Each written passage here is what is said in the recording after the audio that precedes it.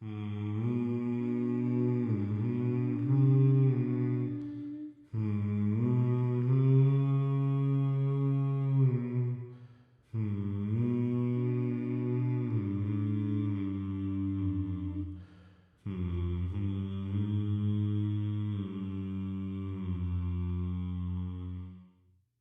and welcome to Hawboro, North Carolina, a small city perched on the banks of the Haw River in the Piedmont of the Tar Heel State. We're a city ruled by tradition, where gracious Southern hospitality and old-fashioned morals still matter. We're proud of our churches and proud of our schools, and we're known the world over for the textiles we produce at Blessing Mills. It's just after midnight on March 22nd, 1966.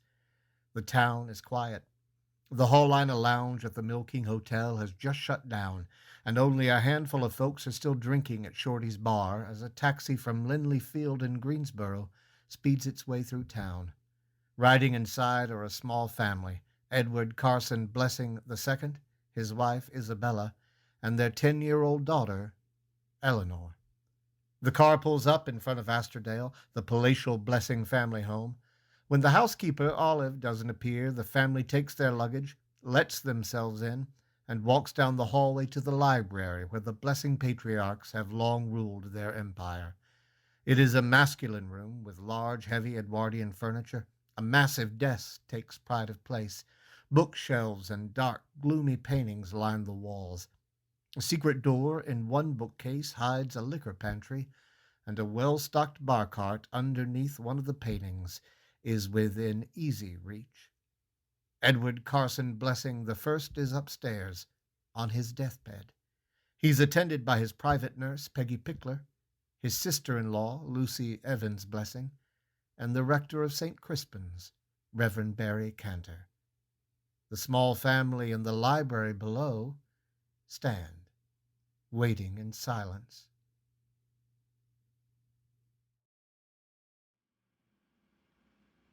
Should you go on up, Eddie? Do you think you should?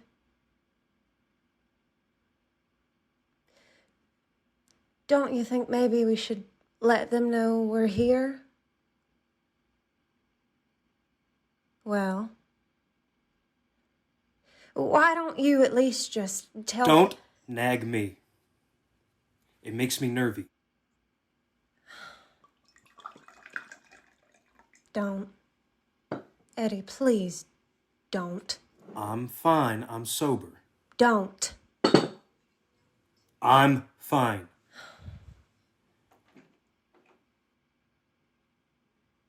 It's your fault you start nagging at me and... You go, Isabella, if it's so important. You go on up and see my daddy. Whistle if he's dead. I'll come running. This is your daddy you're talking about, Eddie. Can't you please show some natural human decency? When did he? When did my daddy ever show any decency any time to anyone ever at all? Least of all to me.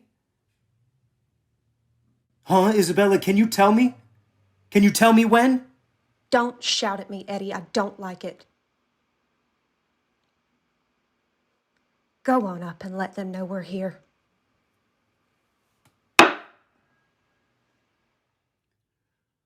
I'm home! I've come to bury my daddy? Hush that noise. Eddie, you hush that noise. You hear me? You hush it now. Aunt Lucy Evans. Your father needs rest. He can't take your bellowing. You've been drinking. Just a little sip to steady my nerves. Liar. Little sips don't stink like that. He hadn't had nothing all day until just right now, just a sip. It's the truth, Aunt Lucy. So, you're here. I got your telegram. I didn't expect you to make it so quick. Eddie and Eleanor and me, we came just as quick as we could. We caught the last flight down to Greensboro, and Eddie sweet-talked a taxi to get here fast. How's old Mr. Blessing? Death has moved into Asterdale, and he is keeping a close watch on my brother. In law. brother-in-law. But he's still living. For the moment. Well, Eddie'd like to. Could Eddie go see him? My brother-in-law is on morphine, but even still there is not much respite from the pain. His only peace is sleeping. He doesn't need a drunkard to agitate his nerves. Well, this is his father. Your father, exactly, who made it... My blood father. Not some relative I'm barely connected to by some ancient, short-lived marriage. Your father who made it clear you were not to set foot in this house while he was still capable of breath. Then why in the hell did you send for me, you evil old... Careful now, Eddie. Of course, Reverend Cantor.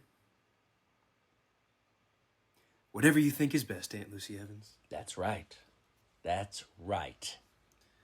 You're looking especially pious this evening, Reverend. I wish I could say the same about you, Eddie. Eddie hasn't had but one little drink. It's not much. Hush.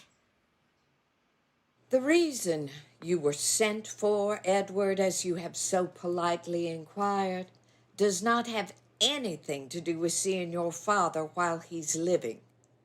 You were sent for because your father will soon be dead.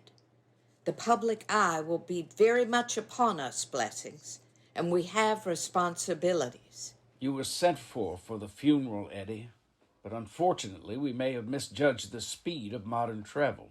I am determined your father will be spared the sight of his greatest disappointment on his deathbed. You are determined that my father will not be reminded of his blood relations. Your diseased mind can cast all manner of aspersions, but this is a decent house. And as you are well aware, as long as your father is living, you are not welcome in it.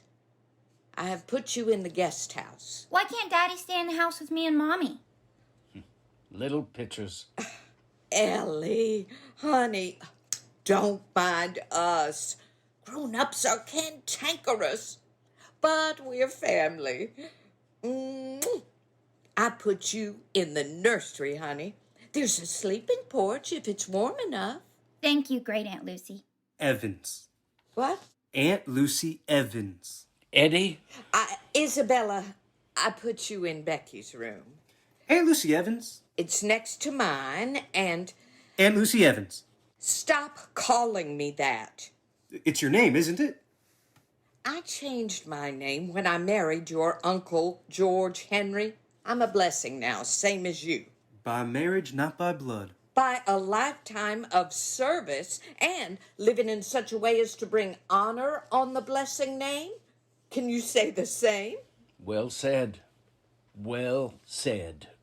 What it was I wanted to inquire about, Aunt Lucy Evans, before you gave your little sermon, is how come it is that when Becky Voss, whoever the hell she is, died in 1901 and hasn't lived in that room since before you were even born, why on God's green earth must we insist on assigning ownership of rooms to people who are nothing more than historical curiosities, forgotten poor female relations given shelter under my family's roof? It's Olive's night off, so if you're hungry, you'll have to fend for yourselves. Edward, feel free to help yourself to a bottle or two to tide you over till morning. Breakfast is, as always, at 7:30. Isabella, child, you must be exhausted. Give me your arm and we can help each other up the stairs.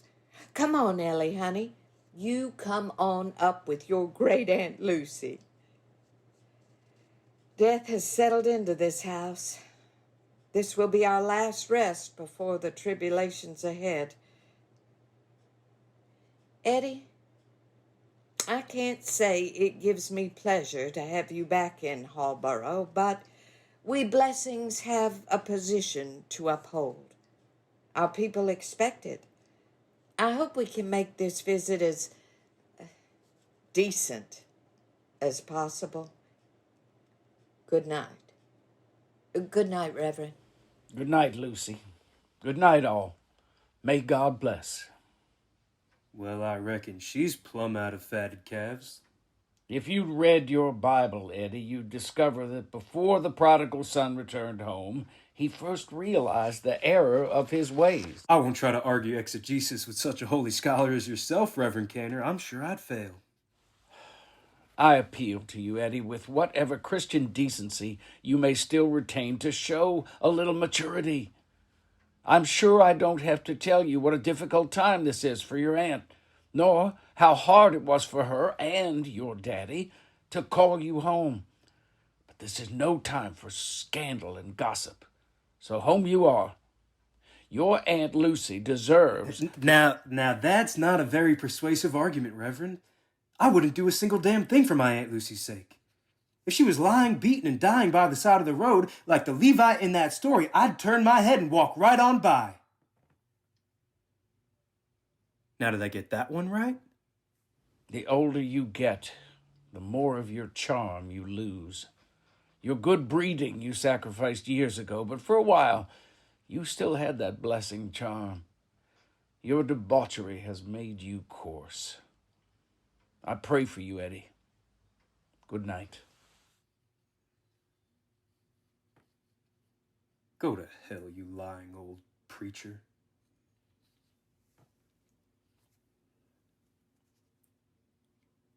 Come on, Daddy. Let go now. Let go. Ain't nobody in the world ever gonna miss you.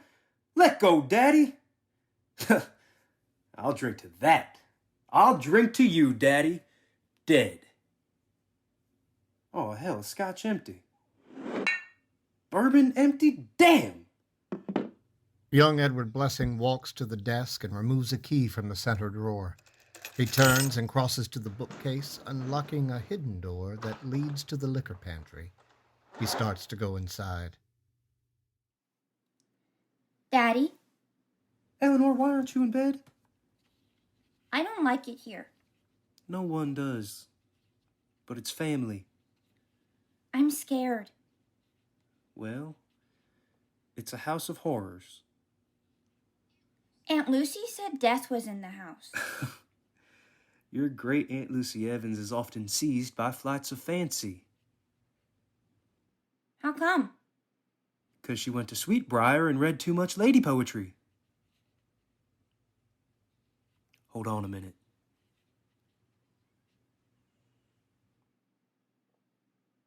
What's that, Daddy? That's the Blessings family secret passageway. Where's it go? Can I see? Sure you can. You're a blessing, aren't you? Peek on in. How come it's there? Well, don't you know that every castle has to have a secret passageway? And so, this here's ours. But it doesn't go anywhere, Daddy. Oh, now, Ellie, that's not true. Look, it goes lots and lots of places. Where? Let's see. Ireland, Scotland, and the bluegrass of Kentucky. Those don't count. I wouldn't want to be the one to tell that to a man desperate to get to them. But looky here, honey. This little hidey hole has so much more to offer in the ways of wonders to someone too young to appreciate its liquid treasures. Go in there, honey. Look, go on. And shut the door.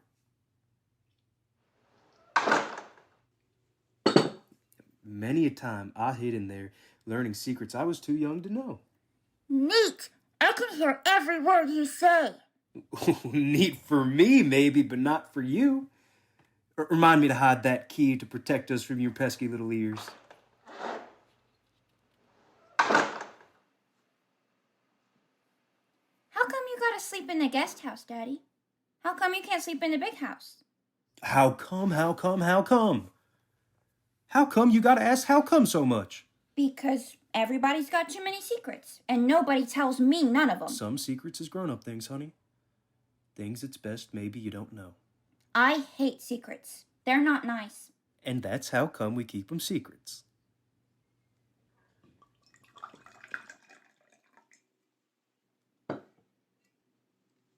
So, how come, Daddy? What? How come you can't sleep in the big house? Old Aunt Lucy Evans doesn't like me very much. How come? Lord, hush with the questions. If you'd give me some answers, I wouldn't have so many questions. Touché. What's that mean? It means it's time for you to go to bed. Your daddy is too tired for so much enthusiasm. That's not fair. Life isn't fair. Can I sleep with you? I don't like this house. Better not. Better not disobey evil old Aunt Lucy Evans. 'Cause even though old Aunt Lucy Evans is not a blood blessing, only a blessing by marriage, a short-lived and unloved marriage to my dead Uncle George Henry, she, as long as my daddy keeps breathing, rules this here castle. Yes, as long as my father is breathing, all hail the wicked widow of the West. But my father, your grandfather, child, will not breathe much longer. No, my daddy will meet his maker. Soon, yes, my daddy will cease to be. And then, dear Lord, I send my prayers up to heaven. God above, hear my sinner's prayers. If my daddy kept his word to his daddy, old Aunt Lucy will find herself without a throne, without a home. She will find herself in Evans again without a blessing in the world to call her name. That will be a special day, yes, honey, indeed. If my prayers are answered, a very, very special day. Now, where did I put that key? How come? How come, Daddy? Because this is, by every right of blood and breeding, our castle, honey, yours and mine. And Mommy's? Yes, of course, hers, by marriage. She's no blood blessing either. But she's family. Yes, by marriage. Blood and marriage are not the same thing. Listen to me. In the final reckoning, my granddaddy was always clear. Blood determines a blessing. So this house, according to the oath my daddy made his, must be ours, honey. We are the last blessings now. But there are those who are working against us, have worked tirelessly against us with lies and slander to keep me from my rightful position as heir apparent. Hera what? Heir apparent, the next in line, the only son, the new Mr. Blessing. Granddaddy ain't dead yet. Don't say ain't. Ain't a word. 'Cause it ain't in the dictionary. In the dictionary. Jinx, buy me a Coke. Granddaddy isn't dead. Patience, honey, patience. Good things come to those who wait. How come you don't like Granddaddy? Your granddaddy, my daddy, Mr. Edward Carson Blessing the First, is a grade A son of a bitch, an ignorant, skinflint, braggart, redneck hypocrite with a heart of stone. And on the day he dies, there will be joy abundant all along the mighty banks of the hall, and the most joyous of all the merry mourners lined up to pay their last disrespects to that miserly monster, will be yours truly, his namesake and unloved son. And oh Lord, hallelujah, if he kept his word, won't I be lifted up as poor Aunt Lucy Evans' blessing is brought down low? And then you will be lifted up with me, honey bear. You will be a princess then, a pretty princess on a lovely throne. Now go to sleep like a good little princess, and your once and future king will keep watch, valiant through the night. But why? No more questions. Get up to bed. Your daddy's got work to do. But... Eleanor, go to bed now. Yes, sir. Good night, Ellie baby. Good night.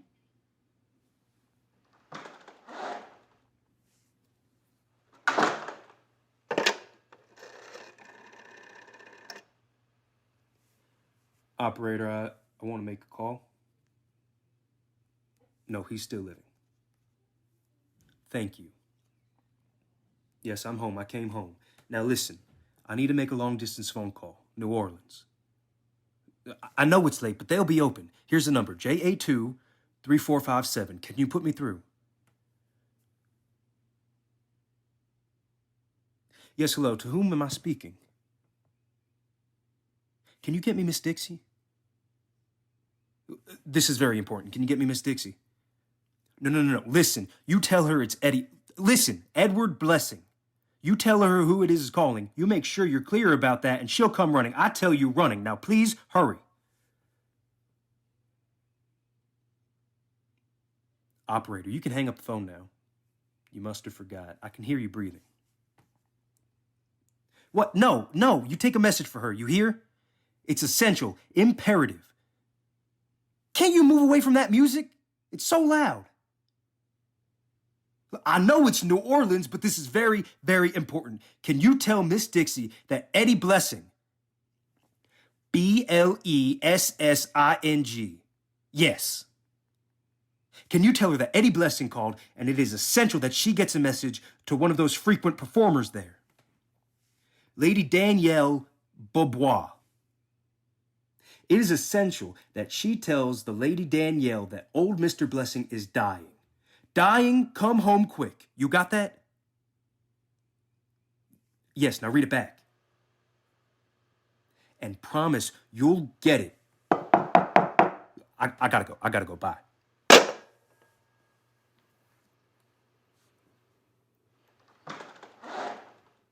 Can't believe they brung you back. But back I am. How are you, Nurse Pickler? I'm sanctified in the blood of Jesus. That sounds serious. Is there a cure for that? You're drinking it right now. Well, I might better take myself a double dose. I know men who overdosed on that. And I know women who are sanctimonious bores. Maybe our little friends should get together and have a little party. You ain't changed a bit. At least your daddy was spared the sight of you. He's gone on. Gone on where? Well, that ain't for us to decide. All I know is old Mr. Blessing is dead.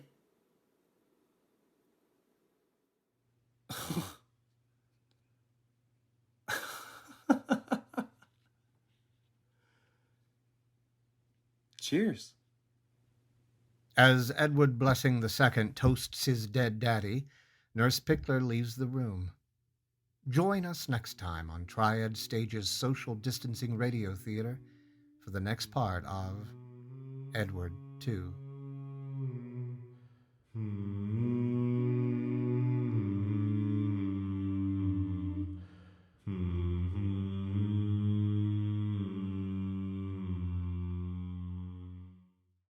Thank you for listening to Triad Stage's Social Distancing Radio Theater. Tune in next Thursday at 7:30 p.m. for the next episode of Edward II.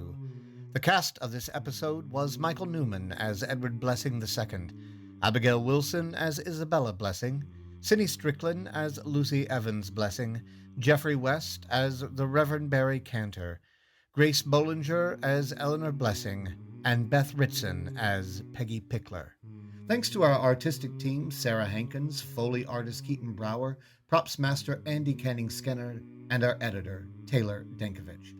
For more virtual content from Triad Stage, visit us on Facebook and Instagram at Triad Stage. Support for the arts is more vital now than ever, and your help is essential. Please like and share our virtual content to spread the word about how we are continuing conversations with our audience and community. To make a donation to support our continued work, you can visit our website at triadstage.org/support. I'm Preston Lane, producing artistic director of Triad Stage and the author of Edward II. Thanks for listening, and we'll see you back next week in Hawboro.